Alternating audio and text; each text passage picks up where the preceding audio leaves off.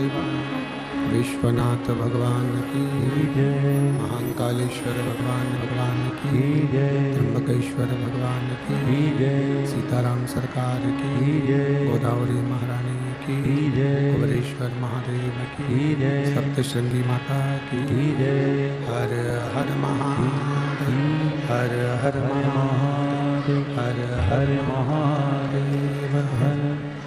काशी विश्वनाथ गोवर्धनी त्रिकालदर्शी कैलाशी अविनाशी भगवान शिव, जिनकी पुनीत पावन शिव महापुराण की कथा संपूर्ण विश्व के कल्याण हेतु बाबा देवादिदेव महादेव की कृपा से श्रवण करने का सौभाग्य प्राप्त हुआ है। भगवान देवादिदेव महादेव भगवान शिव, जो संपूर्ण विश्व का कल्याण करने वाले हैं, संपूर्ण जगत का उद्धार करने वाले हैं, ऐसे भगवान देवादिदेव महादेव की पुनीत पावन पवित्र शिव महापुराण की कथा संपूर्ण विश्व के कल्याण हेतु पंचवटी नासिक माँ गोदावरी का तट, कपालेश्वर महादेव, त्र्यंबकेश्वर महादेव की ये पवित्र भूमि, जो संपूर्ण विश्व का कल्याण करने वाली है, संपूर्ण जगत का उद्धार करने वाली है, ऐसी पवित्र धरा पर माँ गोदावरी के तट पर आप और हम पवित्र शिव महापुराण की कथा श्रवण करने का सौभाग्य प्राप्त हुआ है। कथा के यजमानों में जिन्होंने अपनी प्राथमिकता रखी, श्री अजय जी बोरस्ते, श्री बंटी जी तिदमे, श्री राजू अन्ना लवटे, श्री रंजन ठाकरे, श्री लक्ष्मण साहू जी, श्री प्रशांत जाधव जी, श्री अंकुश पवार जी, श्री दिनेश, श्री नरेश गीते, श्री उदय सांगले, ये सभी यजमान परिवार का पद ग्रहण करे हैं, जिन्होंने दादा बाबू भूसे जी के साथ में मिलकर इस पवित्र, और उसके बाद भी हम भगवान का भजन ना कर पाए, भगवान का स्मरण ना कर पाए, तो ये हमारा जीवन फिर व्यर्थ है। यदि शरीर मानव का मिला है और मिलने के बाद भी अगर हम भगवान की भक्ति में नहीं डूब पाए, तो हमारा जीवन व्यर्थ है।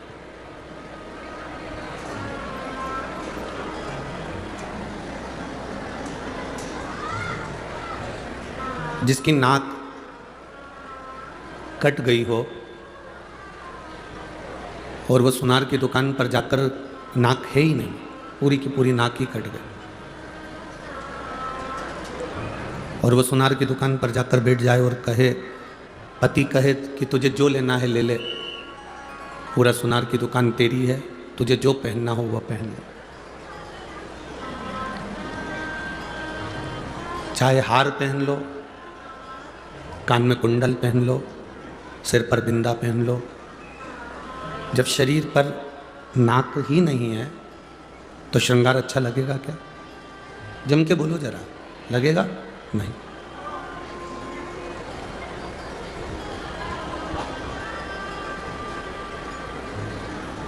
लोग कहते हैं इस पंचवटी में रावण की जो बहन थी शूर्पणखा, उसकी नाक कटी गई थी।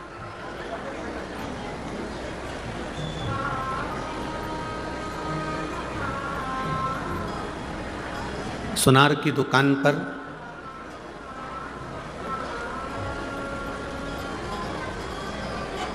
अगर नाक कटा हुआ व्यक्ति जाए तो जेवर की शोभा नहीं होती, उसमें श्रृंगार की कोई शोभा नहीं है, उसमें आभूषण की कोई शोभा नहीं।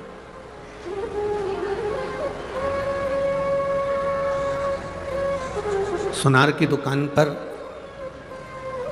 अगर सूपनखा जाकर बैठ जाए और सूपनखा कहे कि मेरा श्रृंगार कर दो, तो सुनार भी कह देगा कि तुम्हारा श्रृंगार नहीं कर सकता क्योंकि तुम्हारी नाक नहीं है,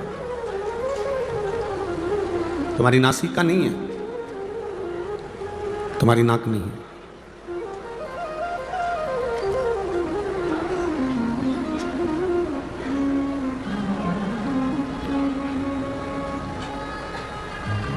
नासिक पंचवटी में भगवान राम ने सूपनखा को नहीं रहने दिया था। वो रहती थी, आई पंचवटी में घूमी, देखा, घूमा, सुंदरता भी देखी और यहीं आसपास में रहा करती थी, पर भगवान ने उसकी नाक काटकर भगा दिया।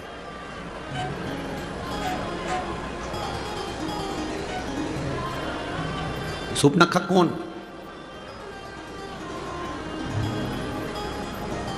जिसके अंदर भगवान के प्रति प्रेम नहीं हो, जो भगवान को पहचान नहीं सकती हो, जो भगवान का भजन नहीं कर सकती हो, जो स्मरण नहीं कर सकती हो, जो कभी मंत्र का जाप ना करे, जो कभी स्मरण ना करे, जो कभी भगवान की अविरल भक्ति में ना डूबी हो, वो सूपनखा को भगवान ने नाक काटा और भगा दिया।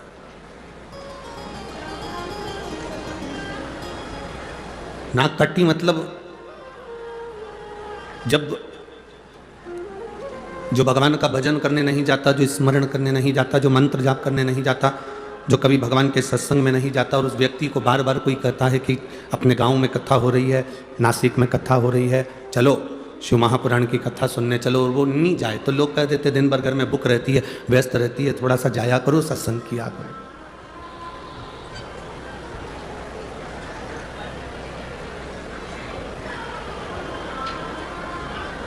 नाक कटे हुए व्यक्ति की सुनार की दुकान पर कोई काम नहीं है। नाक कटी हुई व्यक्ति की सुनार की दुकान पर कोई काम नहीं होता, उसी तरह नासिक में नास्तिक का कोई काम नहीं होता।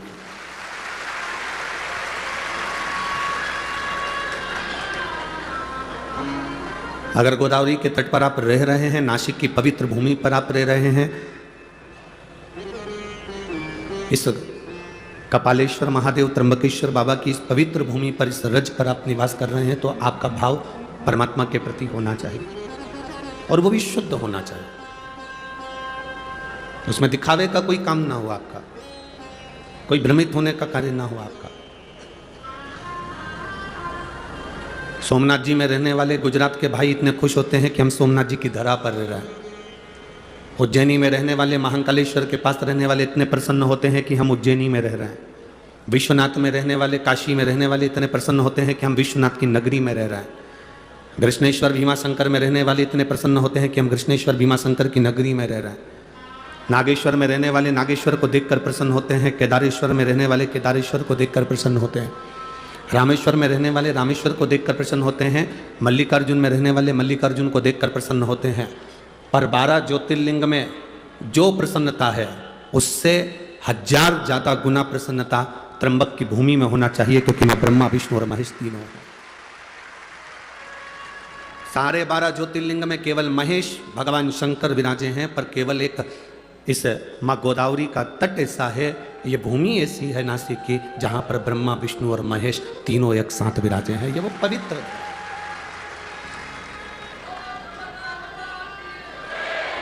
ये वो पवित्र भूमि है जिसमें त्र्यंबकेश्वर बाबा विराजमान, जिस भूमि का मात्र स्पर्श दर्शन हमारे जीवन को सार्थकता देता है। 12 ज्योतिर्लिंग का दर्शन करिए, सोमनाथ जाइए, मल्लिकार्जुन जाइए, केदारेश्वर जाइए, रामेश्वरम जाइए, उज्जैनी जाइए, विश्वनाथ जाइए, कृष्णेश्वर भीमाशंकर जाइए। 12 ज्योतिर्लिंग का दर्शन करोगे प्राण छूटने के बाद में शिव धाम मिलता है, कैलाश मिलता है। माइक बंद करो। 12 ज्योतिर्लिंग का दर्शन करते हो तो शिव धाम मिलता है, कैलाश मिलता है।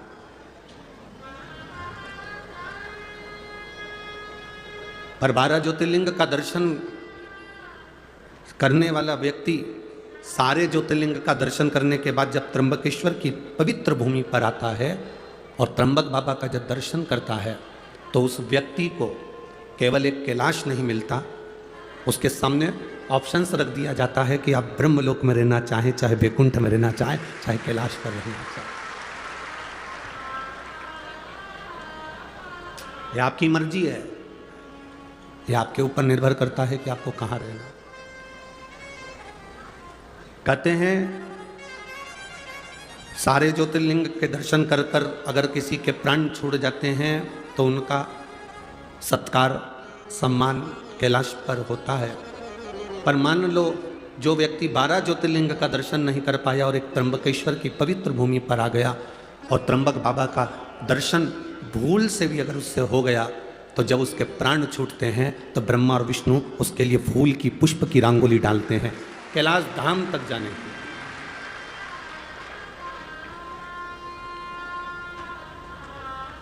जो नहीं पहचाना उसके लिए हम नहीं कह सकते, पर जो पहचान गया कि त्र्यंबक है क्या, त्र्यंबकेश्वर महादेव का मतलब क्या है, शिवलिंग का सार तत्व क्या, शंकर भगवान की अविरल भक्ति का फल क्या है। जो नहीं जाना वो अनजाना, जो जान गया वो ज्ञानवान। एक गंगा को भागीरथ बाबा लेकर आए थे और एक गंगा को गौतम ऋषि लेकर आए थे। एक गंगा भगवान शंकर की जटा से निकली, कलकल कर कर उत्तर में बह गई, और एक गंगा गौतम बाबा के कहने पर शंकर भगवान की जटा से निकली और दक्षिण का कल्याण कर कर बह गई।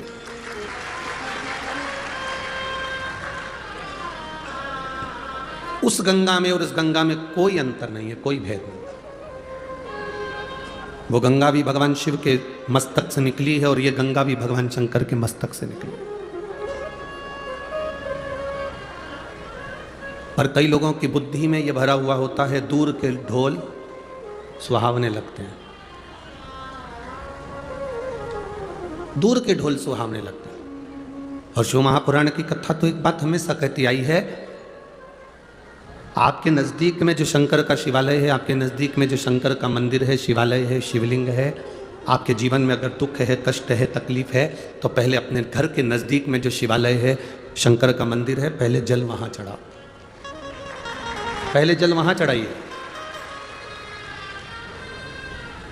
आप में से जितनी माताएं बैठी हैं ना, आप सबके घर में विक्स, बाम, आयोडेक्स, बुखार की छोटी मोटी गोली, पेट दुखे तो इनो का पाउच, अगर एसिडिटी हो रही हो तो पुदीना की गोली, सर्दी हो रही हो तो थोड़ी वो सिनारिस्ट की गोली। बोलो सबके घर में है कि नहीं? अरे बोलो, जम के बोलो जरा, है ना? पर यदि उस गोली से, उस दवाई से काम नहीं होता तो तुम क्या डायरेक्ट अपने बच्चों को दिखाने या डायरेक्ट अपने पति को या आपको दिखाने के लिए नासिका जाते हो? आते हो क्या? नहीं। पहले कहाँ जाते हो? अपने गाँव में, अपने नगर में, अपने शहर में, अपने क्षेत्र में, अपने घर के पास, अपने घर के नज़दीक में जो भी डॉक्टर रहता हो, भले वो छोटा डॉक्टर हो, बड़ा डॉक्टर हो, छोटी सी मेडिकल हो, बड़ी मेडिकल हो, छोटा सा दवाखाना हो, बड़ा दवाखाना हो, तुम जिस गांव में रहते हो, तुम्हारे को अगर तकलीफ होती है तो सबसे पहले प्राथमिक उपचार के लिए नज़दीक के दवाखाने जाते हो। बोलो सही है कि गलत है? जब नज़दीक के दवाखाने में काम नहीं होता, वहाँ से पट्टा पट्टी बांध दी जाती है और दवाई गोली दे के बॉटल लगाकर तुमको बड़े दवाखाना भेज दिया जाता है। समझ रहे हो ना सब? अरे बोलो तो, आ रही है ना समझ में? पहले घर में तुमने बाम लगाया, विक्स लगाया, आइडेक्स लगाया, दवाई ले ली, घर में घर का उपचार नहीं हुआ, तब प्राथमिक उपचार के लिए अपने नज़दीक में गए, नज़दीक के स्वास्थ्य केंद्र पर गए। जब नज़दीक के स्वास्थ्य केंद्र में तुमको देखा करा, पट्टा पट्टी बांध के दवाई मवाई देकर तुम्हें बड़े स्वास्थ्य केंद्र भेज दिया, बड़े हॉस्पिटल भेज दिया। बड़े हॉस्पिटल कब गए हो? बाद में। पहले घर का इलाज करा, फिर अपने मोहल्ले में जो डॉक्टर थे, जो दवाखाना था उसका इलाज करा, प्राथमिक इलाज करा, फिर बड़े दवाखाने। उसी तरह जब हमारी जिंदगी में थोड़ा सा भी दुख आए, किसी के पास मत जाओ, सबसे पहले अपने घर में जो कंकर शंकर रखा है, अपने घर में जो रुद्राक्ष रखा है, अपने घर में जो शिवलिंग रखा है, उसकी पूजन करो, उसकी आराधना करो। इसके बाद भी अगर दुख ना कट रहा हो तो प्राथमिक केंद्र पर, मतलब अपने घर के नज़दीक में जो शिवालय है वहाँ 1 लोटा जल चढ़ाना प्रारंभ करो। 3 महीना इंतजार करो कि हम सही हो रहा है कि नहीं हो रहा है, फिर जाकर कहीं मौका मिले तो फिर किसी बड़े शिवालय में जाकर भगवान से प्रार्थना।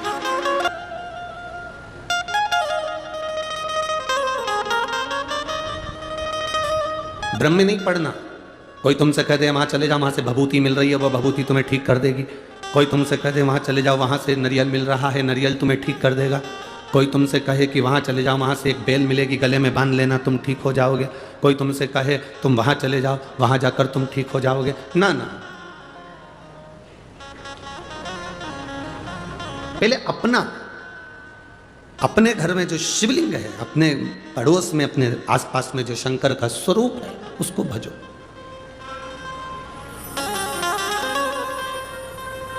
हम शिव महापुराण की कथा में एक बात कहते आए हैं, आज फिर करें। आपको भीड़ बढ़ाने जाने की जरूरत नहीं है। कथा करवाने वाले टेंट लगा लगा के कल भी बहुत टेंट लगाया, आज भी बढ़ाएंगे। टेंट लगा के परेशान हो जाते हैं आप लोग, इतनी संख्या में आ जाते हो कि टेंट वाला पहले ही हाथ ऊंचा कर देता है, हमारे पास बिल्कुल नहीं है, हमारे पास है ही नहीं। हमारा तो निवेदन है, पहले आप घर में टीवी पर जब कथा है आसन लगाकर सुनो, दिल से बाबा से प्रार्थना करो। जिस दिन बाबा आपकी झोली में खुशियां भर दे, उस दिन शिव महापुराण की कथा में जाकर बैठ जाओ, कथा का स्तर। एक पत्र आया है, शिव तत्व है। आप जिस भरोसे में रहें, विश्वास को दृढ़ बनाकर आप भगवान शंकर के मंदिर जाएं, अपने नजदीक में जाएं, कहीं भटकना नहीं। कोई कहे कि वहाँ ये चमत्कार हो रहा है, वहाँ चल चलो, वहाँ पर ये हो रहा है, वहाँ चल चलो, वहाँ ये हो रहा है, वहाँ चल चलो। तुम एक ही बात कहना, वहाँ जाऊंगी तब चमत्कार का दर्शन करूंगी, उससे अच्छा है मेरा भोलेनाथ चाहेगा तो घर में बिठाकर मुझे दर्शन करा। भटकना नहीं, भ्रमित मत होना, भरमाना नहीं। कई लोग कह देते हैं कि हम त्र्यंबकेश्वर को नहीं जानते, कोई कहता है हम शिवलिंग को नहीं जानते, कोई कहता है कि त्र्यंबक है क्या, कोई कहता है किस स्वरूप में पूजा जाता है, कोई कहे, उसको कहो।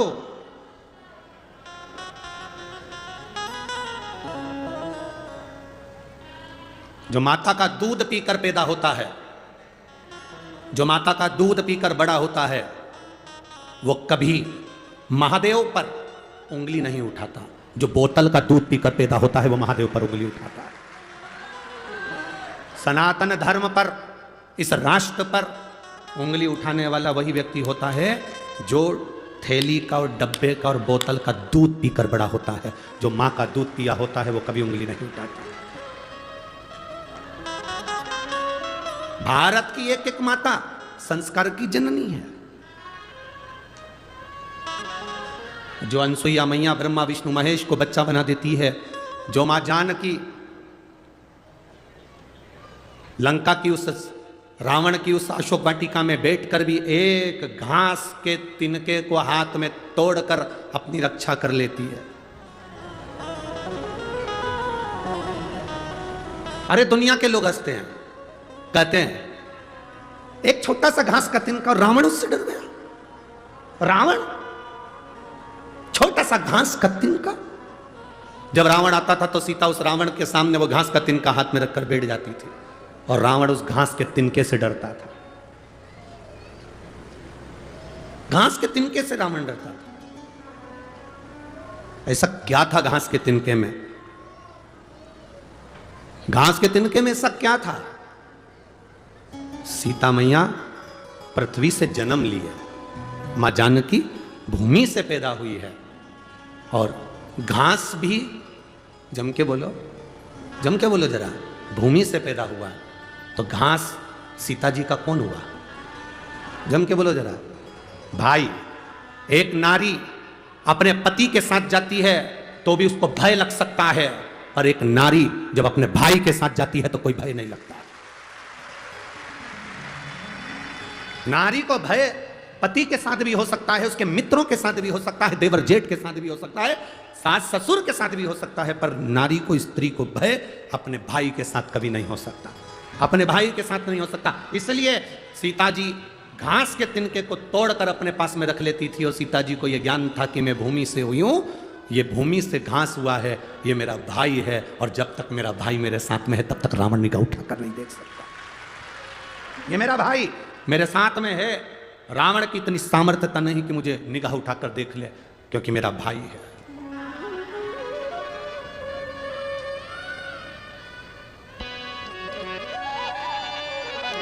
महाराष्ट्र की इस पवित्र भूमि पर, महाराष्ट्र की इस पवित्र धरा पर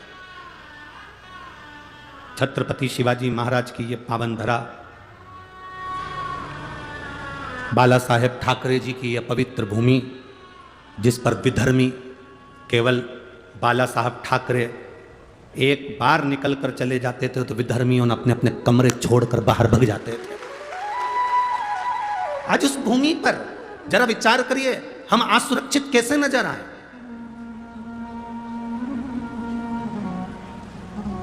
राम जी अयोध्या से चले, अवध से चलते चलते चलते चलते राम जी ने कभी पूरी पूरी जगह तक जाकर देख लो, कहीं पर किसी की ना तो नाक काटी, ना हाथ काटा, ना मुंडा काटा।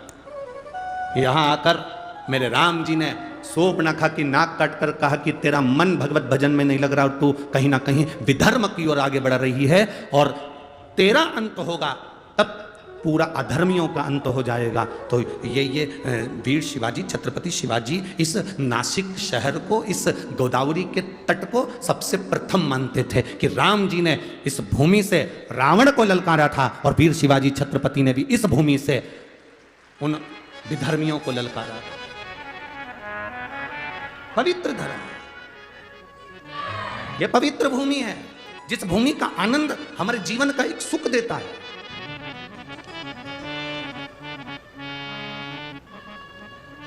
दुनिया के लोग कहते हैं तुमसे कि अगरबत्ती मत लगाओ मंदिर में, बांस होगा। दुनिया के लोग बाद में कहेंगे कि दिया मत लगाओ, दिक्कत होगी। कितनी विचित्रता है, कितनी विडंबना है, हम कितना भटक रहे हैं। भगवान की भक्ति से हम दूर होते चले जा रहे हैं। आज का व्यक्ति मेहनत करना नहीं चाहता, और शिव महापुराण की कथा कहती है कर्म प्रधान है। शिव पुराण की कथा कहती है कर्म पूरा करो। इस व्यासपीठ पर बैठकर आज तक हमने ये बात नहीं कही होगी आपसे कि आप हमारे पास में आके बैठना, हम तुमको कहीं से गड़ा हुआ धन निकाल कर दे देंगे, या आप हमारे पास आना हम तुमको रोग मुक्त कर देंगे, हमारे पास आना तुम्हारा दुख मिट जाएगा। ये कभी आज तक नहीं कहा इस व्यासपीठ से, क्योंकि हमको अगर दुख आता है तो हम भी महादेव की शरण जाते हैं। आपको भी दुख आए तो महादेव की शरण जाइए। राम जी की जिंदगी में दुख आया, वो महादेव की शरण में गए। भगवान कृष्ण की जिंदगी में दुख आया तो महादेव की शरण में गए। 16,108 रानियां भगवान कृष्ण की थी और एक भी संतान नहीं थी। तब गर्गाचार्य बाबा से कहकर शिवलिंग का पूजन करा, एक एक रानी के साथ 11-11 दिन तक 1 लाख से ज्यादा भगवान कृष्ण के घर में संतान की प्राप्ति हुई शिव की कृपा से। ऐसा कोई बता दो देव हो, ऐसा कोई असुर का नाम ले लो जो शंकर की आराधना ना करो। रावण शिव की आराधना करते थे, कंस शिव की आराधना करते थे, महिषासुर शिव की आराधना करता था, तारकासुर शिव की आराधना करता था, जटासुर शिव की आराधना करता था। ऐसा कोई असुर बताओ जो शंकर की आराधना ना कराओ। ऐसा कोई देवता बताओ जिसने शिव की आराधना ना करी हो।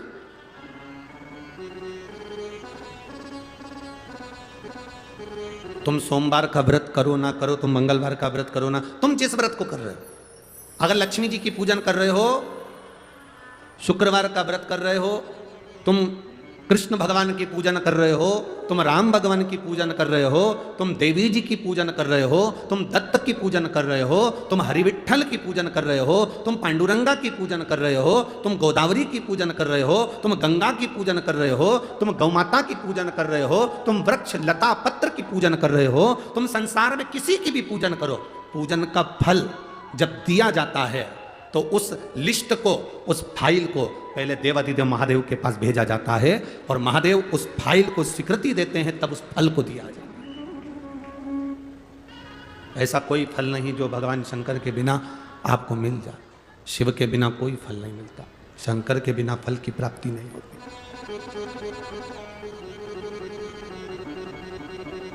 एक लड़के ने अपनी माँ से कहा, माँ तू कह रही थी कि पंडाल में बैठकर कथा सुन लो तो उससे फल प्राप्ति होती है, तो माँ ने अपने बेटे से कहा मेहनत भी करना पड़ेगी। सियोर वाला महाराज कहता है अपना कर्म पूरा करना पड़ेगा। एक बेटा लिखा,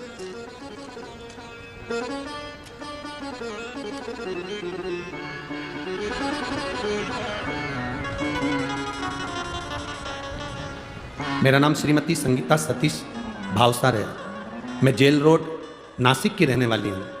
कहीं बेटी नल पर कथा सुनते हैं, जितने लोग टीवी पर कथा सुनते हैं, जितने लोग मोबाइल पर कथा सुनते हैं, जितने पंडाल में कथा सुनते हैं, बाबा से यही मंत्र का जाप करने के लिए और स्तुति करने के लिए आते हैं कि बाबा मेरे जीवन का जो दुख है वो कटे, वो कटे। और तू है तो कटे। कोई असुर, कोई गंधर्व, कोई देवता,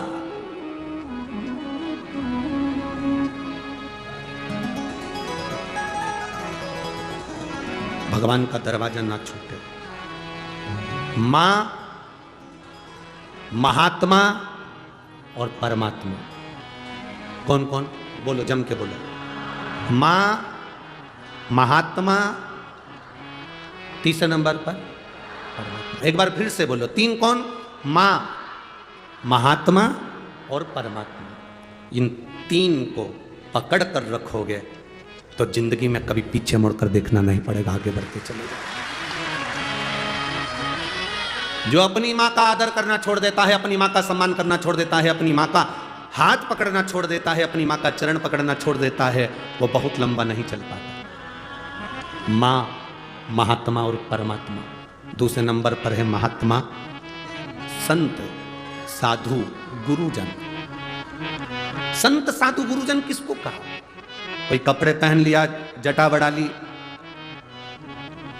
खूब तिलक छापा कर लिया, खूब सारी माला पहन ली, तो उससे कोई संत या साधु नहीं बन जाता।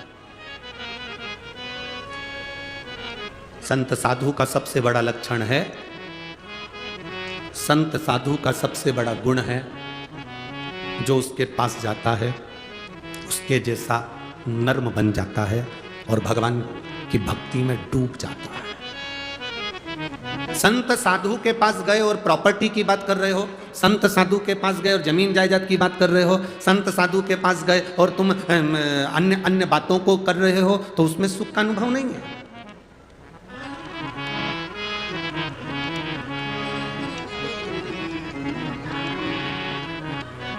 दुनिया में जितने मरते हैं वो सब वैकुंठ जाते हैं कि नरक जाते हैं? अरे बोलो, जम के बोलो, अरे बोलो तो जम के। कोई तुम्हारा पैसा खाकर मर गया, कोई तुम्हारा 5-10 लाख रुपए प्लाट का लेकर मर गया, कोई तुम्हारी जमीन का टुकड़ा लेकर मर गया, कोई तुम्हें दुख देकर मर गया, तो वो वैकुंठ जाएगा कि नरक जाएगा? हैं? नरक जाएगा, ये तुम कह रहे हो। पर उसके मरने के बाद उसके परिवार वाले जब वो पत्रिका छपवाते हैं, कार्ड, उस कार्ड में उसका जो नाम लिखा रहता है उसमें तो लिखा रहता है स्वर्गवासी। उस कार्ड में कहीं लिखा है नरकवासी।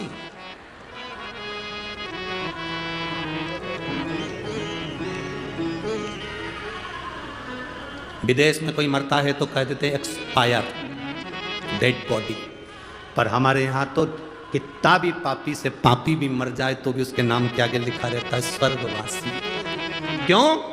क्योंकि वो भारत की भूमि पर जन्मा है और भारत की भूमि पर जो जन्म लेता है वो नरक कभी नहीं जाता। अच्छा चलो जाने दो, तुम्हें सियोर वाले महाराज की बात पे भरोसा नहीं हो तो एक एक पुराण उठाकर बता दो। हिरण्यकशिपु मरा, प्रहलाद का पिता मरे तो नरक गए कि स्वर्ग गए? बोलो बोलो जल के। रावण मरा तो बैकुंठ गया कि नरक गया? चलो वो भी जाने दो। जिस हिरण को बाण मारा था वो बैकुंठ गया कि नरक गया? भगवान कृष्ण ने कंस को मारा था, वो बैकुंठ गया कि नरक गया? एक एक पुराण को उठाकर देखना। हिरण्यकशिपु मरा, परम धाम गया, लिखा शास्त्रों में। रावण मरा, परम धाम गया। कंस मरा, परम धाम गया। तारकासुर मरा, परम धाम गया। क्योंकि भगवान का जो हाथ का स्पर्श कर कर जाता है, भगवान का नाम लेकर जाता है, उसका दर्शन कर कर जाता है, भारत की भूमि की रज का स्पर्श कर कर जाता है, वो कभी नरक नहीं जाता, वो बैकुंठ ही जाता है। नरक नहीं जाता, वो बैकुंठ ही जाता है। कितनों के घर जाकर देख लेना, जिन जिन के घर में कोई बुजुर्ग मर गए हो उनका फोटो लगा होगा, उस फोटो के नीचे लिखा होगा स्वर्गीय। अब उसके नाम के आगे कभी नहीं लिखा नरकीय, उसमें लिखा स्वर्गीय।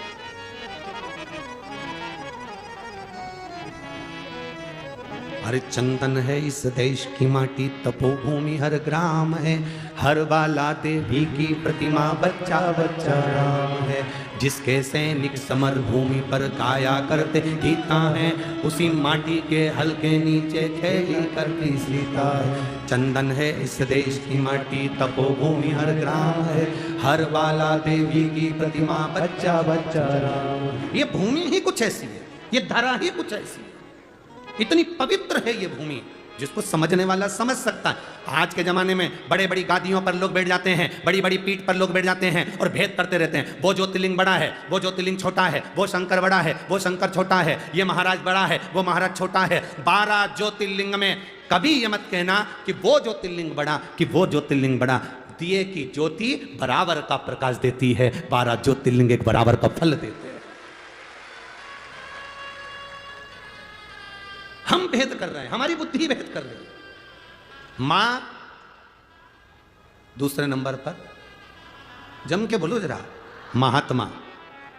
जो महात्मा तुमसे प्रॉपर्टी की बात करे, जमीन जायदाद की बात करे, धन दौलत की बात करे, संपदा की बात करे, वो महात्मा नहीं। महात्मा का लक्षण है आप उसके पास बैठे और उसके पास बैठकर अगर कहीं आपके भीतर ये भाव जागृत हो जाए कि सही कहा, शंकर के मंदिर जाना चाहिए, एक लोटा जल चढ़ाना चाहिए, ये प्रयास हर एक महात्मा का होना चाहिए। जगत गुरु शंकराचार्य जी पृथ्वी पर प्रगटे थे, तब उन्होंने शंकर भगवान की पूजा का विधान संपूर्ण विश्व में फैलाया था। जगत गुरु शंकराचार्य जी की 4 पीठ पर जो 4 शंकराचार्य जी विराजमान हैं, जगत गुरु शंकराचार्य जी की 4 पीठ पर जो जगत गुरु शंकराचार्य विराजमान हैं, वो भी आज शंकर भगवान की पूजा अर्चना और विश्व के कल्याण को आगे बढ़ाने का लक्ष्य लेकर चल रहे हैं। और जगत गुरु शंकराचार्य जी के जाने के बाद भोलेनाथ ने कोरोना काल में ये शिव महापुराण को, कहीं मेरे महादेव ने संपूर्ण विश्व में शंकर की भक्ति को जागृत करने के लिए शिव पुराण प्रारंभ कर दिया।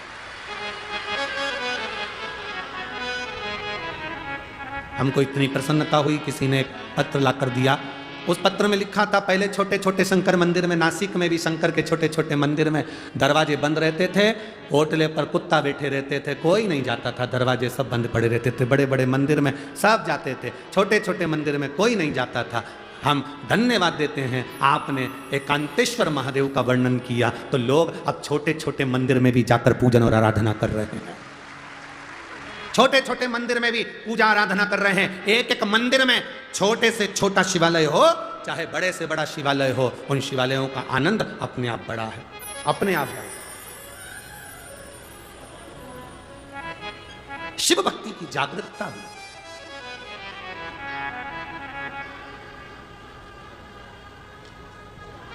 और अपने देश को, किसी भी देश को जब नष्ट करना होता है तो सबसे पहले उसकी संस्कृति को नष्ट किया जाता है। विधर्मी जब किसी राष्ट्र को बर्बाद करते हैं, नष्ट करते हैं, उस पर आक्रमण करते हैं, तो सबसे पहले भीतर घात करते हैं, उसकी संस्कृति को, उसकी सभ्यता को, उसके संस्कारों को नष्ट करते हैं, उसके संस्कारों को नष्ट करते हैं। उसकी संस्कृति को नष्ट करा। और आप सबको मैं धन्यवाद देता हूं, शिव महापुराण के माध्यम से आप लोगों ने जो शंकर के मंदिर में जल चढ़ाना प्रारंभ करा, इस भारत की संस्कृति को फिर आगे बढ़ा दिया। अब बर्बाद नहीं हो सकता। राष्ट्र फिर मजबूत हो गया, सनातन धर्म फिर मजबूत हो गया। धर्म की जय हो, अधर्म का प्राणियों में और विश्व का फिर सनातन धर्म मजबूत हुआ है जब आप लोग भगवान के देवालय शिवालय तक जा रहे हैं।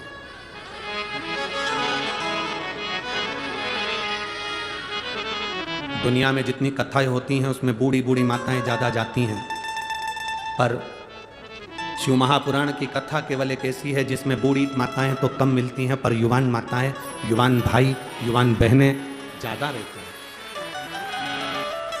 ज्यादा बुजुर्ग माताएं तो बेचारी ग्राउंड के अंदर ही नहीं घुस पाती है, प्रवेश नहीं। गाड़ी बहुत दूर रोक दी जाती है तो अंदर कैसे जाए? बोलो सही है कि गलत है? तो बूढ़ी माताएं तो पहले ही मना कर देती, बाहर से नहीं चला जाए, घोड़ा दुख है, मैं नहीं चला, मेरे से नहीं चला जाए।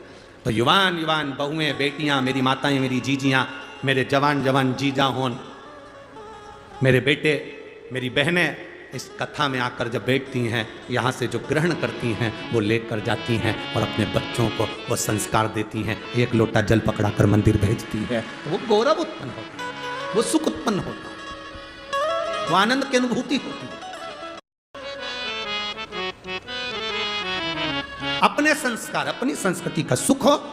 माँ, महात्मा और परमात्मा, इन तीन को कभी मत छोड़ो। परमात्मा का दरवाजा, दुनिया के लोग कहें, कोई तुमसे कह दे भगवान शंकर को जल चढ़ाने से क्या मिलता है, आप कुछ मत बोलना, यहाँ से हमारे पास से ये पत्र ले जा कर दे देना। इस सारे पत्रों में और कुछ नीचे रखे हैं, जो तुमसे कहें कि शंकर जी को जल चढ़ाने से, बेलपत्र खाने से, बेलपत्र चढ़ाने से, समी पत्र चढ़ाने से, शंकर भगवान को शहद चढ़ाने से, शंकर भगवान का अनुमोदन करने से, श्री शिवाय नमस्तुभ्यं बोलने से क्या मिलता है, उनको ये पत्र ले जाकर देना, जिसमें उनका मोबाइल नंबर भी है, एड्रेस भी है। वो आपको बताएंगे कि शंकर की भक्ति से मिलता क्या है, शंकर से क्या प्राप्त किया जा सकता है। ब्रह्मा ब्रह्मलोक में रहते हैं, भगवान विष्णु वैकुंठ लोक में रहते हैं, पर मेरा महादेव इसी मृत्यु लोक में कैलाश पर, पृथ्वी पर रहता है। इसी कैलाश पर, पृथ्वी पर रहता, मृत्यु लोक। आप पुकारोगे वो तुरंत आएगा। जिस दिन आप समझ गए उस दिन जिंदगी का सुख आपके भीतर होगा। जिस गोदावरी के तट पर आप कथा सुन रहे हैं, जिस माता गोदावरी के तट पर सप्तशृंगी माता के इस पावन सानिध्य में, त्र्यंबकेश्वर बाबा के इस पावन सानिध्य में, कपालेश्वर महादेव के इस पावन सानिध्य में, काले राम जी के इस पावन सानिध्य में शिव महापुराण की कथा सुन रहे हो, इस पवित्र भूमि पर बैठकर अगर आप कथा का रसतत्व ग्रहण कर रहे हो तो ये विश्वास मानकर चलना, ये भूमि ने अगर असुरों को दिया, राक्षसों को दिया, तो देवताओं को भी दिया है।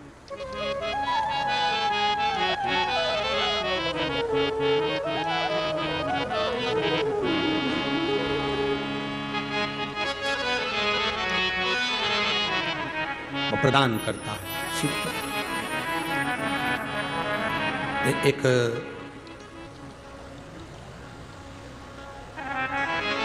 केवल किसी ने प्रश्न किया था कि सीहोर, उन्होंने एक प्रश्न लिखकर भेजा था कि ये गौतम ऋषि के आने के बाद गोदावरी मैया का प्रागट्य हुआ।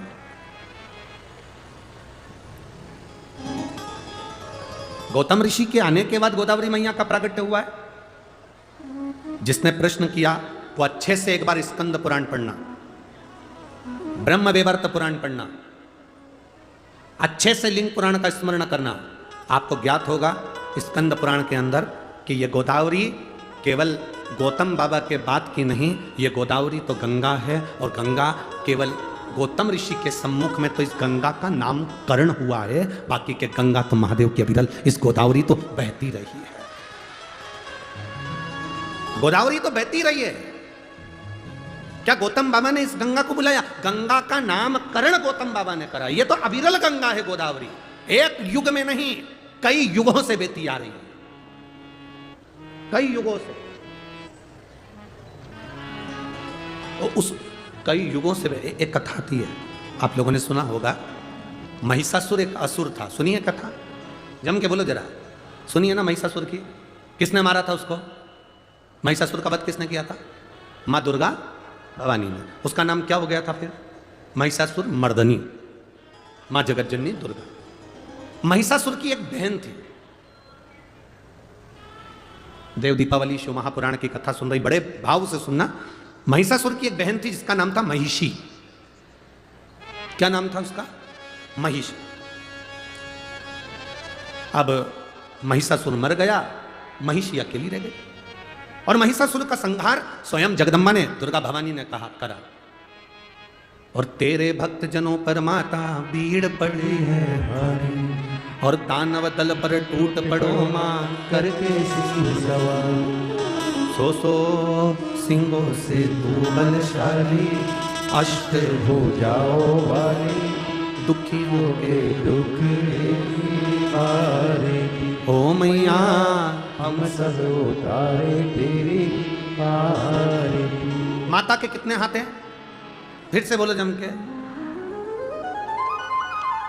तेरे भक्त जनों पर माता वीर पड़ी है भारी, दानव दल पर टूट पड़ो मां करके सिंह सवार, सो सिंहों से तू बलशाली, अष्ट हो जाओ वाली। कितनी भुजा? 8। देवी जी की 8 भुजा क्यों होती है? भगवान शंकर की 4 भुजा, भगवान नारायण की 4 भुजा, द्वारकाधीश की 4 भुजा, तिरुपति बालाजी की 4 भुजा, 4 भुजानाथ की 4 भुजा, सत्यनारायण भगवान की 4 भुजा, दत्त भगवान की 4 भुजा, और देवी की 8 भुजा। शंकर भगवान, नारायण भगवान, विष्णु भगवान, इनके 4 हाथ, 4 बेटों को अपनी उंगली पकड़कर चलना सिखाते हैं। 4 बेटे कौन से? ब्राह्मण, क्षत्रिय, वैश्य और शूद्र। ये 4 बेटों को मेरे भगवान ने अपने 4 हाथ से पकड़ कर रखा है। पिता अपने बेटे को एक हाथ से पकड़ता है, पर माँ अपने बेटे को एक हाथ से नहीं पकड़ती है। माँ अपने बेटे को 2 हाथ से पकड़ती है। इसलिए 4 बेटों को लिए माँ ने 8 हाथ लिए। 4 बेटों को संभालने के लिए माँ भवानी दुर्गा ने अपने 8 हाथ धारण करे। एक बेटे को 2 हाथ से संभालती है। ब्राह्मण को 2 हाथ से संभाला तो क्षत्रिय को 2 हाथ से संभाला, वैश्य को 2 हाथ से संभाला तो शूद्र को 2 हाथ से संभाला।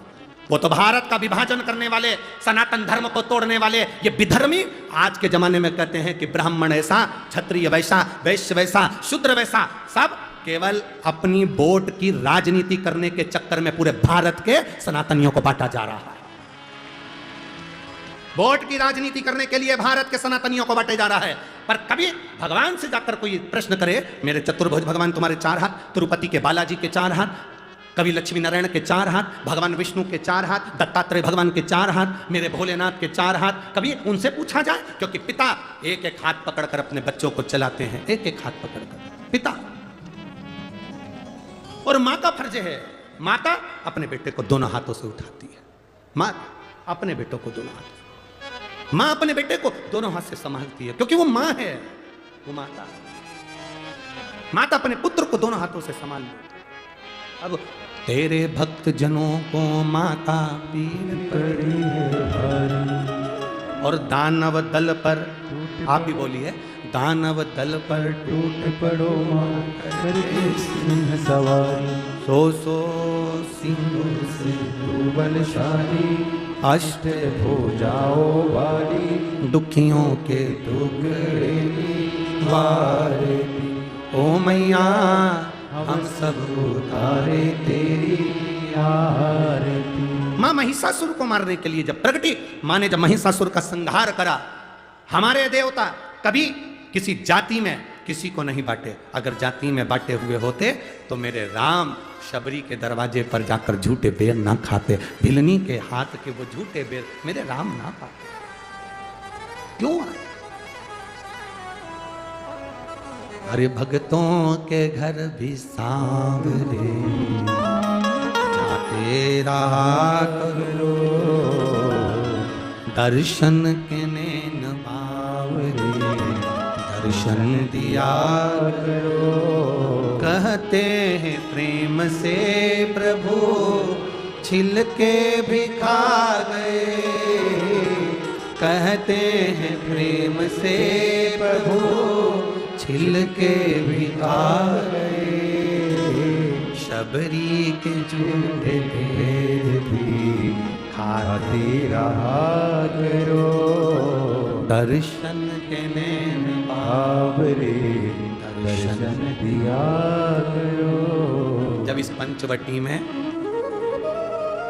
सूर्पनखा की नाक कट गई थी, लक्ष्मण जी की आंख से आंसू गिरे।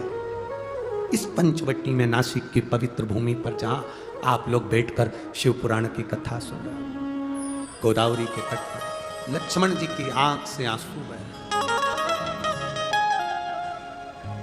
राम जी ने पूछा, लक्ष्मण आपकी आंख में आंसू? हाँ भैया।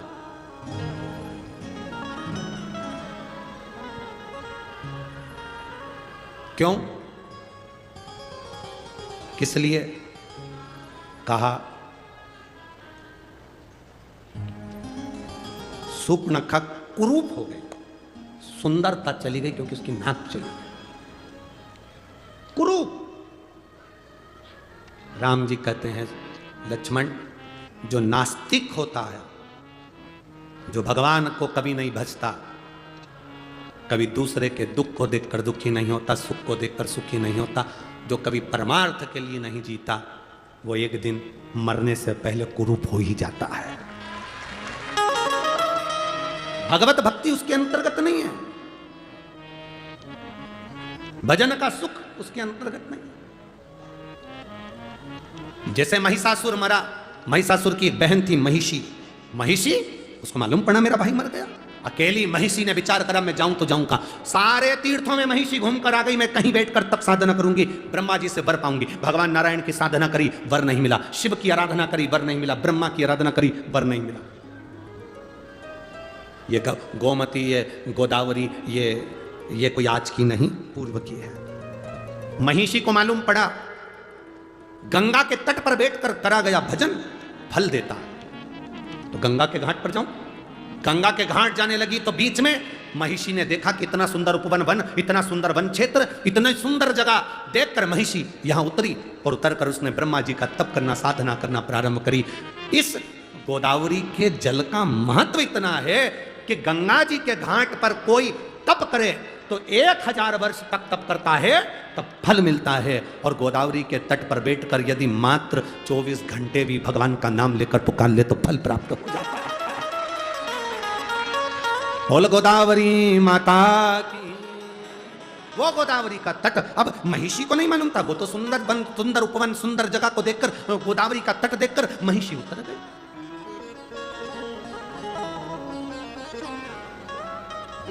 महिषी उतरी, सुंदर तट देखकर, सुंदर उपवन देखकर महिषी उतर। अब महिषी ने, उसको नहीं मालूम कि गोदावरी का महत्व क्या, राक्षस क्या जाने, असुर क्या जाने। गंगा जी के घाट पर 2 तरह के लोग स्नान करने जाते हैं। एक वो स्नान करने गए तो अपने पूर्वजों को पार लगाते हैं, और दूसरे वो स्नान करने के लिए जो जाते हैं उनका सामान चोरने के लिए आते हैं। बोलो सही है कि गलत है? जैसे ही तुमने कपड़े उतार कर, सामान रख कर गंगा में लगाई डुबकी, तुम बोले हर हर गंगे, और उन्होंने कर दो तुम्हें नंगे, ले गए। अब तुम जाके थाने में रिपोर्ट कर रहे, देखो हम ना गोदावरी नहाने आए थे, हम तो गंगा जी नहाने आए थे, हमारा सामान कोई ले गया, मोबाइल ले गया, पर्स ले गया। अब जो गंगा ईमानदारी से नहाने आए थे, 2 तरह के लोग, एक गंगा नहाने आते हैं, एक चुराने आते हैं। नहाने वाला जब गंगा नहा रहा होता है तो देवता भी उसकी 71 पीढ़ी पर फूल बरसाते हैं कि तेरे परिवार वाले ने गंगा नहाकर तुझे पार लगा दिया। और जो गंगा के घाट पर चोरी कर रहा होता है, उसकी भी 71 पीढ़ी को यमराज भैंसे की पूंछ से बांध कर रगड़ता है। देख तेरे खानदान का व्यक्ति को चोरी करने के लिए दूसरी जगह नहीं मिली, गंगा के घाट पर चोरी कर रहा है, उसके बराबर पापी कौन? अरे ओ चोटों, दुनिया में सब जगह चोरी करो, पर जो तीर्थ हैं भारत की भूमि के, उसमें जाकर कभी चोरी मत करो। तुम्हारी कत्तर पीढ़ी भी तड़पती है, तुम्हारी कत्तर पीढ़ी भी तड़पती है कि कहां गंगा के घाट पर चोरी करने के लिए गया, कहीं दूसरी जगह नहीं मिली थी। 71 पीढ़ी को भोगना पड़ता है।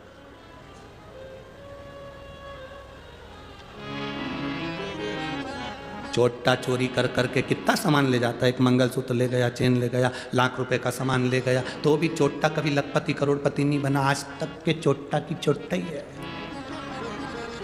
और जिनकी चेन मंगलसूत्र चले गया, वो थोड़े दिन रोने के बाद भगवान से कही मेरी चेन मंगलसूत्र चले गया। भगवान ने कहा बहुत दिन से पहन रही थी, चिंता मत कर, हल्का बहुत था इसलिए भारी दिलाना था, चले गया।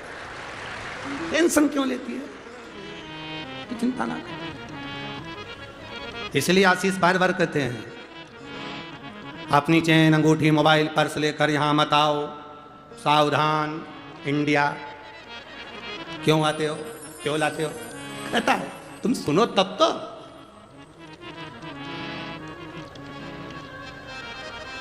अब महिषी ने सोचा कि मैं कहां जाऊं, उतर गई इस सुंदर उपवन में, सुंदर पंचवटी में उतर गई, गोदावरी के तट पर उतरी। उसको नहीं मालूम कि माँ गोदावरी की कृपा कितनी है, माँ गोदावरी का करुणा कितनी है।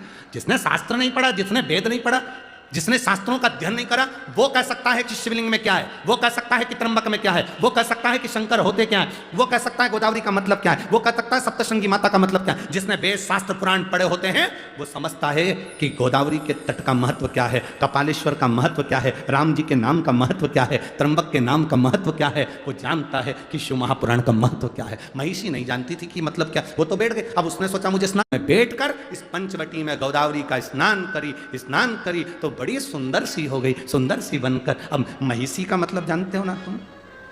अरे बोलो तो जम के, महिषी मतलब, अरे बोलो तो। महिष का मतलब क्या होता है? भैंसा। और महिषी का मतलब भैंस। अब भैंस ने सोचा कि मैं आई और नहाई, नहाते से सुंदर हो गई, तो भैंस कैसी हुई होगी? Miss India. अब भैंस कैसी होगी? कहा अब भैंस कैसी होगी? कहा गोदावरी के जल में शंकर की जटा से सप्त धारा जो गोदावरी निकली है, उसकी धारा में वो सुख है कि कोई पापी से पापी जीव भी उसमें कूद कर स्नान कर लेता है निष्कपट भाव से, तो वो मनुष्य की देह धारण कर लेता है। वो गोदावरी कूदी, महिषी सुंदर स्त्री का रूप ले ली, बैठ गई। उसको स्मरण नहीं आ रहा क्या मैं भैंस से स्त्री बन सकती हूं? कई लोग ऐसे हैं जो भैंस से स्त्री बन गए, पर कई ऐसे हैं, नहीं बोलू,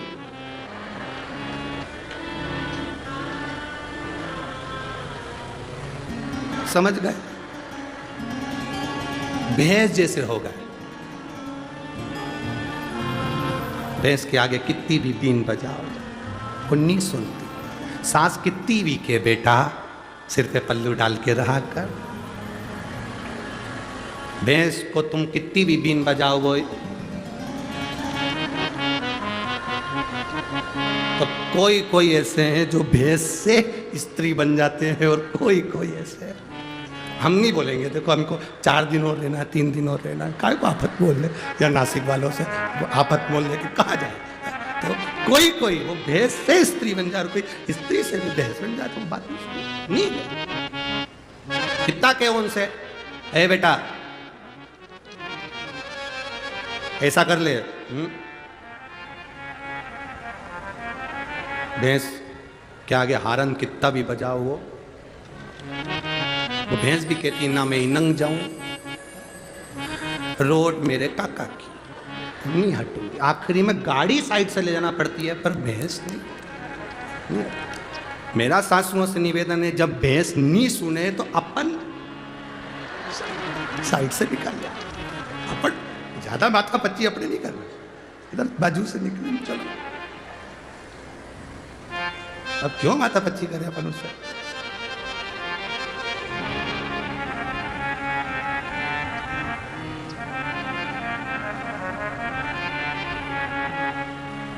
देवा ओ महादेवा,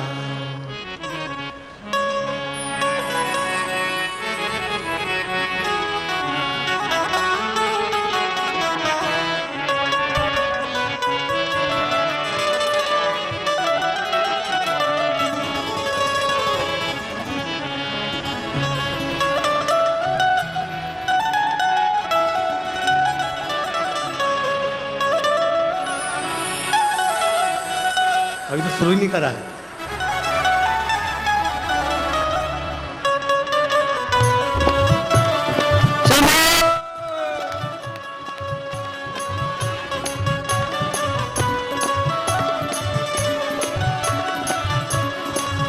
हे देवा महादेवा, हे देवा महाहार हार।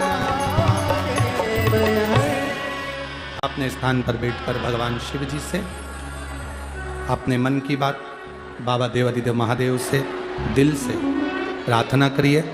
जहाँ जगह मिले वहाँ बैठकर बाबा को अपने मन की बात कहिए, भाव से दिल से बाबा से कहिए। जो कार्यकर्ता भी खड़े हैं वो भी बाबा से प्रार्थना करें। बार बार ये कथा इस पंचवटी नासिक में नहीं होती।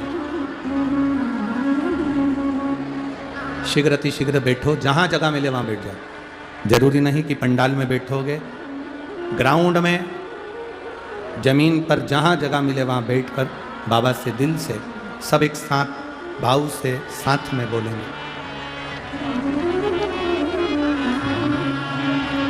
श्री शिवाय नमस्तुभ्यं, श्री शिवाय नमस्तुभ्यं, श्री शिवाय नमस्तुभ्यं, श्री शिवाय नमस्तुभ्यं, श्री शिवाय नमस्तुभ्यं।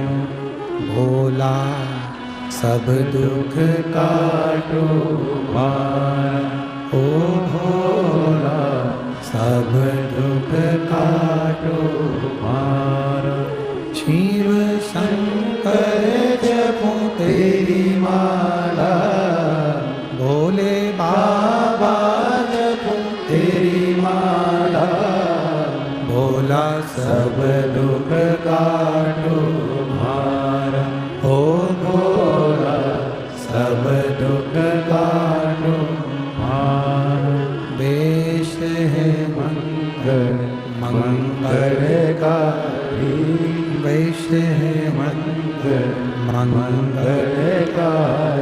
शमशान वासी हमारा, शमशान वासी हमारा।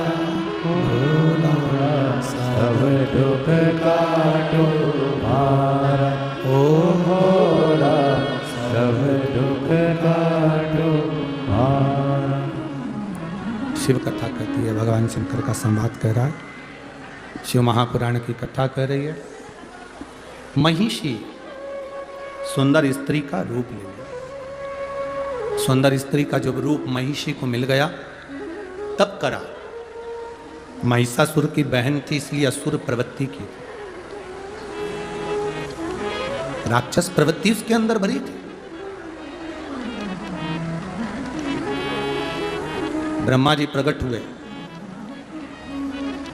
मांगो तुम्हें क्या चाहिए, क्या दिया जाए। महिषी ने कहा बस मुझे अमर कर दो, मैं मरूं ना, मेरे प्राण ना छूटे। ब्रह्मा जी ने कहा ऐसा तो कभी हो नहीं सकता कि तुम्हारे प्राण नहीं जाएंगे, मरना तो पड़ेगा, प्राण तो जाएंगे। तुम और कुछ मांगना चाहो तो मांग सकते हो। अब महिषी ने मन में विचार करा कि मैं मरूं ना, इसके लिए मैं करूं तो करूं क्या। असुर जो होते हैं, राक्षस जो होते हैं, वो मांगते बड़े विचित्र हैं। ऐसी चीज मांगते हैं जो कि जगत कल्याण की भी हो और खुद के उद्धार की भी। महिषी ने मांगा क्या? महिषी ने मांगा मुझे वर दीजिए, मैं मरूं ना। भगवान ब्रह्मा जी ने कह दिया मर तो नहीं हो सकते, मरना तो पड़ेगा, तुम और कोई वर मांग लो। अगर मैं मरना ही है मुझे तो मुझे वर दो। शंकर भगवान और भगवान विष्णु के, शिव और विष्णु के द्वारा प्रकट उनकी संतान मुझे मारे। अब जरा विचार करिए, तारकासुर ने मांगा था कि शंकर भगवान की संतान मुझे मारे।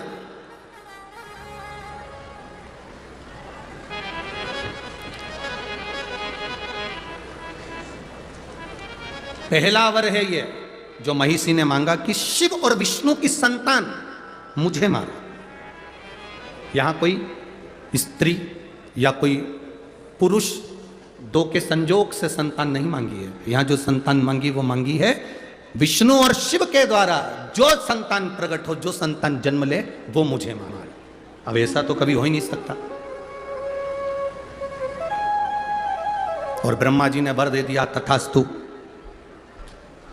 ब्रह्मा जी वर दे दिया कि शिव और विष्णु के द्वारा प्रकट संतान तुम्हारा वध करेगी, तथास्तु कर दिया। अब सोचो, विचारो, ब्रह्मा जी ने वर दे दिया। महिषी को लगा कि अब तो मैं मर ही नहीं सकती, क्योंकि भगवान शंकर और भगवान विष्णु, इनके द्वारा बच्चा कैसे होगा, संतान कैसे होगी। पर महाराज, रचा है सृष्टि को जिस प्रभु ने, वही ये सृष्टि चला रही। जो पेड़ हमने लगाया पहले, उसी का फल हम अब पा रहे। चाहे सृष्टि को जिस प्रभु ने, वही ये सृष्टि चला रही। शिव कथा कर रही है, भगवान शंकर का संवाद कर रहा है। महिषी ने वर मांगा कि शंकर और विष्णु की संतान मेरा वध करे, जो भूतो ना भविष्यते हो ही नहीं सकता। एक पुरुष और स्त्री की संतान प्रकट होकर मार सकती है, पर दो देवता शिव और विष्णु की संतान कैसे हो। ब्रह्मा जी ने वर दे दिया, तथास्तु। सृष्टि की रचना करने वाले ब्रह्मा जी अब वर तो दे बैठे। अब विचार में पड़ गए कि वर महिषी को दे दिया कि शंकर और विष्णु की संतान इस महिषी को मारेगी, करें तो करें क्या। ब्रह्मा जी संकोच में पड़ गए, एकांत में जाकर बैठ गए, बहुत गहन चिंतन करने लगे। क्या होगा, संतान कैसे होगी, संतान की प्राप्ति कैसे होगी। आया समय, राक्षसों ने उपद्रव मचाया, समुद्र मंथन का समय आ गया। और रचा है सृष्टि को जिस प्रभु ने, वही ये सृष्टि चला रही। बस आ गया समय, मंथन का समय आया। देवता असुरों के बीच में साझा हुआ, अमृत निकलेगा, पाएंगे। मंथन के समय पर सब कुछ निकला, विष भी निकला, रतन माणिक मोती औषधि सब निकले, बाद में अमृत निकला। अमृत असुर लेकर चले गए, तब भगवान नारायण मोहिनी स्वरूप धारण कर लिए। कौन सा स्वरूप रखा भगवान विष्णु ने? महिषी ने वर क्या मांगा था? भगवान नारायण और शिव के द्वारा प्रकट संतान मेरा वध करे। अब राक्षसी तो राक्षसी, उसने उपद्रव मचाना चालू कर दिया। भले वो सुंदर बन गई तो क्या हुआ, वन में रहने लगी, उपद्रव करने लगी, भयंकर उपद्रव मचाया, भयंकर उपद्रव।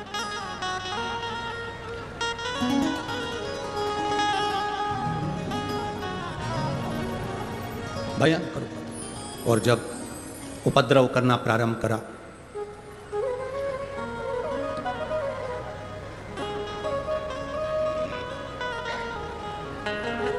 संहार करना जरूरी है।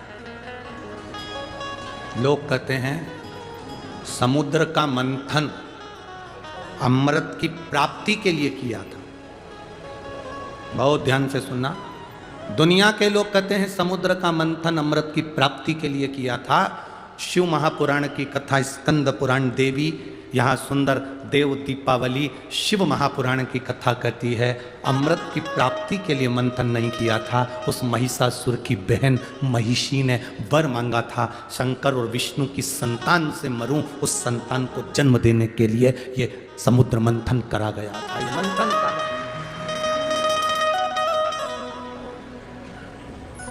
भगवान विष्णु ने मोहिनी स्वरूप धारण करा, मोहिनी स्वरूप बनाया तो बड़ा सुंदर स्वरूप स्त्री का भगवान नारायण बनाकर राक्षसों के पास गए, अमृत का कलश लिया, मैं देवताओं को मदिरा पिला दूंगी, तुमको अमृत पिला दूंगी, ऐसी बात कर कर देवताओं और राक्षस को बिठा दिया। देवताओं को अमृत पिला दिया, राक्षसों को समुद्र का फैन, समुद्र का जल पिला दिया। उनका जो स्वरूप था उसका गुणगान पूरे ब्रह्मांड में हो रहा था। शंकर जी को मालूम पड़ा कि भगवान नारायण ने स्त्री का स्वरूप लिया है। शिव जी को कहा गया, आपने भगवान नारायण के मोहिनी स्वरूप का दर्शन नहीं किया? नहीं। और पकड़ के गोरा जी की बैया मोहिनी दर्शन चलो मेरे सैया, पकड़ के गौरा जी की बैया मोहिनी दर्शन चलो मेरे सैया। समुद्र मंथन में जो अमृत की बूंद गिरी थी, प्रयागराज, हरिद्वार, उज्जैनी और नासिक पंचवटी की पवित्र धरा पर भी गिरी थी। इसलिए कुंभ का मेला इन क्षेत्रों में लगता। मोहिनी स्वरूप का दर्शन करने के लिए भगवान शंकर हरिद्वार भी गए, प्रयागराज भी गए, उज्जैनी भी गए। आखिरी में भी मोहिनी स्वरूप का दर्शन जब भगवान शंकर को नहीं हुआ, तब इस नासिक, इस गोदावरी के तट पर शिव आए और भगवान के मोहिनी स्वरूप का दर्शन किया। भगवान के मोहिनी स्वरूप का दर्शन, मोहिनी स्वरूप में भगवान नारायण शिव जी को, शंकर नारायण को, दोनों एक दूसरे को देखे। देखते ही उसी समय पर दोनों के नेत्र की मिलन की दृष्टि इतनी प्रबल थी, इतनी प्रबल थी कि शिव सुध भूल गए भगवान नारायण को देखकर, नारायण सुध भूल गए भगवान शंकर को देखकर। नेत्रों से दोनों के अश्रु गिर गया। वो अश्रु का मिलन मां पार्वती जी के हस्त कमल पर हो गया। उस मिलन से एक बच्चे ने जन्म ले लिया, जिस बच्चे को सुंदर पंपा नदी के तट पर छोड़ दिया गया। पार्वती से शिव ने कहा, इस बच्चे को यहां छोड़ो। क्यों? यहां मेरा एक भक्त रहता है, पास में पंडालम नगर है, जिस नगर में मेरा भक्त रहता है राजशेखर, वो भक्त मेरा गुणगान करता है, नारायण की उपासना करता है, उसके घर में औलाद नहीं है, उसको ये संतान देना है। ये संतान प्रभु, ये ब्रह्म भगवान विष्णु और आपके मिलन से हुई है।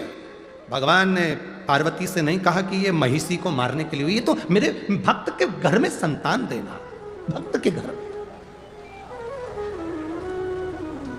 एक मां ने लिखा, 11 साल तक मेरे घर में औलाद नहीं हुई गुरुदेव। आखिरी में जब सब तरह से हार गई, जब सब तरह से हार गई, तब किसी ने कहा कि एक बार सफेद, जब सब तरह से हार गई, तब किसी ने कहा कि एक बार सफेद आंकड़े की जड़ का प्रयोग करो, संतान जरूर हो। तब मेरे बाबा ने मुझे औलाद दी। एक पत्र और आया है, एक बहन ने लिखा, मेरे पति पानघर पुलिस में है, उनका नाम रविंद्र शिवाले है, उनकी पुलिस की नौकरी है, अच्छी पद पर हैं। 2022 में उनके मुंह में एक छाला हो गया था, जिसका मैं फोटो लगा रही हूं मेरे पति का। ऑपरेशन के पहले का, ऑपरेशन के बाद का जो फोटो है वो दिखा रहे। कहीं बैठी हैं तो हाथ हिला सकती हैं, बैठी हैं कहीं, आप ही हैं, दोनों हाथ हिला दो एक बार। श्री शिवाय नमस्तुभ्यम। मेरे पति पानघर पुलिस में हैं, उनका नाम रविंद्र शिवाले है। सन 2022 में उनके मुंह में छाला हो गया। हमने 9 अगस्त 2022 में उनको हॉस्पिटल में जांच कराई। डॉक्टर ने कहा कि इनका जो छाला है, उस छाले के आसपास में से जगह को काटना पड़ेगा। काटने के बाद वो जगह चेक करने के लिए जाएगी, क्योंकि इनको जो छाला है वो साधारण नहीं है, पूरे लक्षण जो हैं वो अन्य बीमारी के हैं। अब हम बुरी तरह से हार गए गुरुदेव। फिर हम 29 अगस्त 2022 को केवरी मानवता हॉस्पिटल मुंबई नाका नासिक में ऑपरेशन के लिए भर्ती किए। 30 अगस्त को ऑपरेशन करने के लिए बोला गया। गुरुदेव, तभी शिव महापुराण की कथा हो रही थी और किसी ने कहा कि शिव पुराण की कथा टीवी पर आ रही है। उसमें गुरुजी हरताली के तीज का महत्व बताया। हरताली का तीज के दिन फुलेरे का दर्शन 5 जगह करना चाहिए। दर्शन कर कर जो मांगते हैं वो मिलता है। मैंने मेरी पड़ोसन से कहा, मेरा पति को डॉक्टर ने बड़ी बीमारी बता दी है, जांच होने जा रही है। अगर मेरे बाबा ने मेरी सुन ली, कहीं शिव पुराण होगी तो जाकर सुनूंगी, बाबा को निवेदन करूंगी। गुरुदेव, गाल का हिस्सा काटा गया। जांच के लिए सारे जितनी जगह हमने डॉक्टरों की जांच कराई थी, सबने कह दिया था इनको ये बीमारी है और रहेगी, इसलिए वो स्थान काट कर भेजा गया। पर बाबा तो बाबा है गुरुदेव। जो जांच आई उसमें कैंसर बीमारी नहीं आई, मेरे बाबा ने मुझे बचा लिया। शिव तत्व है। ओ घड़ी शंभो शंकर। ठीक है बाबू, शिव कृपा बनी रहे। एक बार हाथ हिलाकर हर हर महादेव। शिव तत्व इसी को कहते हैं। एक भक्ति, एक भरोसा, एक विश्वास, एक दृढ़ता जीवन का सुख देता, जीवन का आनंद देता। अरे तेरी कृपा बिना न हिले, एक लेते हैं श्वास, से तनो तनु हे गंगधार मुक्ति द्वार ओमकार तू आयो शरण तिहारी शंभो तार तार तू। अब पार्वती जी उस बालक को लेकर चली। पंपा नदी के तट पर बालक को सुला दिया। राजशेखर उस नगर का राजा निकल कर जा रहा था जिसके घर में संतान नहीं थी। देने वाला जब देता है तो छप्पर फाड़ कर देता है। संतान, उसने देखा कि एक बालक रो रहा है, बालक को उठा लिया। बालक को उठाया, अपने घर लेकर गया। धर्मपत्नी से कहा, औलाद नहीं, पर मुझे ये बालक मिला है, बड़ा तेजवीर लगता है, बड़ा सुंदर लगता है, ले आओ इसको पालन करो। रानी ने उसका पालन पोषण करा। बालक आया, बड़ा हुआ, पालन पोषण करा। कुछ महीने के बाद रानी का भी गर्भ ठेर गया। रानी का गर्भ ठेरा, एक बेटे ने जन्म ले लिया। बेटे ने जन्म लिया। रानी की दासी ने रानी से कहा, राजा का प्रेम, जो बेटा पंपा नदी के तट पर मिला है, राजा का पूरा प्रेम उस बच्चे के प्रति है। हमें लगता है तेरा बेटा सिंहासन पर नहीं बैठ सकता, बैठेगा तो वही बैठेगा। ना जाने किसकी औलाद, ना जाने किसकी संतान, राज सिंहासन पर वो बेटा बैठेगा। वो बेटा राज सिंहासन पर। रानी को बड़ा लगा। आज रानी मन में वियोग कर कर उसने सोच लिया, इससे तो प्राण त्याग दूं तो अच्छा। रानी अपने बच्चे को लेकर जंगल में चली गई। वन में जैसे ही गई, वन में जाते से ही इसको वो सुंदर स्त्री जो गोदावरी के तट से वर लेकर गई थी, शंकर और भगवान विष्णु के संतान मेरा वध करेगी, उस रानी को वो स्त्री मिल गई। क्या नाम था उसका? महिषी। महिषी ने कहा, तुम कौन हो? कहा, मैं राजा चंद्रशेखर की धर्म पत्नी। मैं राजशेखर की पत्नी? राजशेखर की? हाँ, मैं राजशेखर की पत्नी। तुम कहां जा रही हो? प्राणों को त्यागने, इतने छोटे से बच्चे को लेकर? हाँ, इसको भी। क्यों? मेरा बेटा राज सिंहासन पर नहीं बैठ सकता। क्यों, क्या हुआ? मेरे पति को एक बालक मिला था, उस बालक को लिया या पाल पोस के बड़ा करा, और मेरा बेटा सिंहासन पर नहीं बैठ सकता क्योंकि मेरे पति का प्रेम उस बालक के प्रति है। महिषी ने कहा, क्यों घबराती है? तू घर जा, घर जाकर बीमार होने का नाटक करना। अपने बेटे से कहना कि मुझे शेरनी का दूध ला कर दे। शेरनी के दूध में, बाघिन के दूध में दवाई डालकर लेना है तो मैं ठीक होंगी, नहीं तो मैं मर जाऊंगी। बाघिन के दूध में? हाँ, तेरा बेटा बाघिन का दूध लेने के लिए आएगा, शेर उसको खा जाएगा। अगर शेर नहीं खाएगा तो मैं उसको खा जाऊंगी और मार दूंगी। तो क्यों चिंता करती है? जा घर। महिषी ने बुद्धि में रानी के भर दिया। रानी घर चली गई। बीमार होने का नाटक कर लिया। बीमार होने का नाटक करा। रानी जैसे बीमार होने का नाटक करी तो अपने बेटे को बुलाया। कौन से बेटे को? जिसको उसने पाल पोस कर बड़ा करा था, जो पंपा नदी के तट पर मिला था, जिसका नाम राजशेखर ने अयप्पा रखा था। क्या नाम रखा था? जम के बोलो जरा। अयप्पा। जिसका नाम राजशेखर ने अयप्पा रखा था। बुलाया, आवाज लगा। आवाज लगाकर रानी ने आवाज लगाई, अय्यप्पा, स्वामी अय्यप्पा। जो आवाज लगाई, अय्यप्पा दौड़ कर आया। मां, मां, क्या बात है? मां तुरंत तो कहती है, मेरे को दवाई लेना है और बाघिन का दूध चाहिए, शेरनी का दूध। अगर वो नहीं मिला तो मैं मर जाऊंगी। पिता ने कहा, पति बोले अपनी रानी से, राजा बोला रानी से, किसको बोल रही है शेरनी का दूध लाने को? बाघिन का दूध लाने के लिए? छोटा सा बच्चा है अय्यप्पा, ये अय्यप्पा छोटा सा है और तो बाघिन का दूध लाने को बोल रही है, शेरनी का दूध। इतने में तो बच्चे ने अपने पिताजी से कहा, राजा राजशेखर से कहा, चिंता मत करो पिताजी, मैं दूध लेकर आता हूं। राजशेखर के पास में से अय्यप्पा स्वामी दौड़ पड़े और अय्यप्पा दौड़ते दौड़ते दौड़ते दौड़ते जंगल में पहुंच गए। जंगल में पहुंचे तो शेरनी को जो देखा, देखकर शेरनी खाने के लिए दौड़ी पर अय्यप्पा स्वामी बच गए। तो महिषी ने सोचा, मैं इसको मार देती हूं, मेरी सहेली का काम बन जाए। महिषी ने अय्यप्पा स्वामी को मारने के लिए प्रयास करा। भगवान अय्यप्पा स्वामी ने उसी समय महिषी को पकड़कर संहार कर दिया। संहार करा। अपनी मां के लिए अगर शेरनी का दूध लेकर जाऊंगा तो पात्र नहीं लाया, किस बर्तन में लेकर जाऊंगा? अय्यप्पा स्वामी ने शेरनी को पकड़ा, उसके ऊपर चढ़ गए और चढ़कर शेरनी को, बाघिन को अपनी मां के पास लेकर पहुंच गए। मां, ये बाघिन लेकर आया हूं, इसका दूध निकाल। ये शेरनी लेकर आया हूं, ये बाघिन लेकर आया हूं, इसका दूध निकाल मां। और इसका दूध निकाल कर तो दवाई में पी ले। मां ने आंख में से आंसू बहाए। पिता राजशेखर की आंख से आंसू निकलने लगे। ये मेरा बेटा कोई साधारण नहीं है, जरूर कोई बात है। जिस शेरनी पर चढ़कर अय्यप्पा आया था, उस शेरनी से स्वयं राजशेखर ने पूछ लिया, इसने तुम्हें मारा, तुम कौन हो? शेरनी कहती है, जिस जगत जननी की अंजलि में नारायण और शंकर का अश्रु का मिलन हुआ था, उससे यह बालक जन्म लिया। यह बालक साधारण नहीं, शंकर और विष्णु की संतान अय्यप्पा स्वामी है। भगवान शंकर और विष्णु की संतान अय्यप्पा स्वामी है, यह साधारण संतान नहीं। राजशेखर पहचान गए, पर बेटा राज सिंहासन पर बैठने को तैयार नहीं हुआ। पिताजी मुझे जाना होगा, पिताजी मुझे जाना होगा। तभी शबरी पर्वत पर जाकर, शबरी पर्वत के ऊपर अय्यप्पा स्वामी शेरनी पर चढ़कर गए और बैठकर तब साधना में लीन हुए। महिषी के प्राण चले।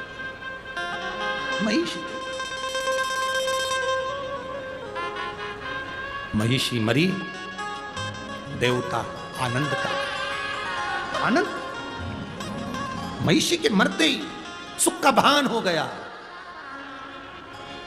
जब जब असुरों का संहार हुआ है, जब जब राक्षस मरे हैं, जब जब असुर का संहार हुआ है, इस भारत की भूमि पर दीपावली का त्योहार मना है। जब असुर मरे।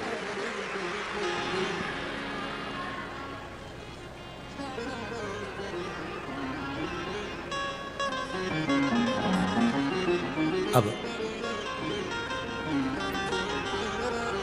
महिषी तो मर गई।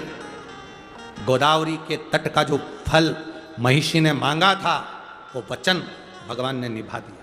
भगवान नारायण और भगवान शिव की संतान अय्यप्पा स्वामी ने उसको मार दिया। अय्यप्पा स्वामी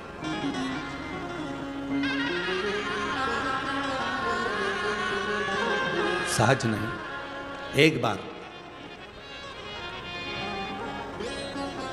काशी में माता पार्वती भगवान शंकर के साथ विचरण कर रही, तभी भगवान शंकर को माता पार्वती जी ने प्रश्न किया, स्वामी, संसार के लोग, मृत्युलोक में जन्म लेने वाला मनुष्य जो दुख में ग्रसित होता है, दुख में भरा रहता है, दुख में ग्रसित है, उस जीव का कल्याण कैसे, उसका उद्धार कैसे? एक पत्र है, देखिए। गिरी जा रही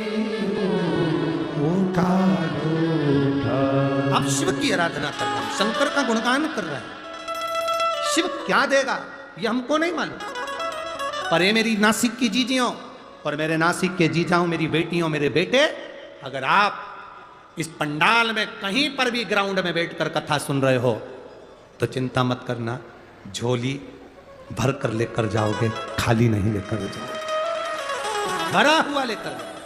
कार्तिक का महीना दामोदर मास है, गोदावरी का तट है, त्र्यंबकेश्वर बाबा की साक्षी है, सप्तश्रृंगी माता, कपालेश्वर महादेव, भगवान राम की साक्षी में कथा सुन रहे हो। सहज नहीं हो सकता, उसका भरोसा पकड़ो, उसका विश्वास दृढ़। और कथा जब आपके क्षेत्र में हो, आपके नजदीक में हो, जरूर सुनने जाओ। क्यों जाओ? क्योंकि बाबा के पास जाओगे तो बाबा भी तुम्हारी दुख की घड़ी में तुम्हारे दरवाजे के पास आकर खड़ा हो जाएगा। जब तुम्हारे नजदीक में कथा हो, सुनने जरूर जाओ, उसके भरोसे जाओ, उसके सहारे जाओ।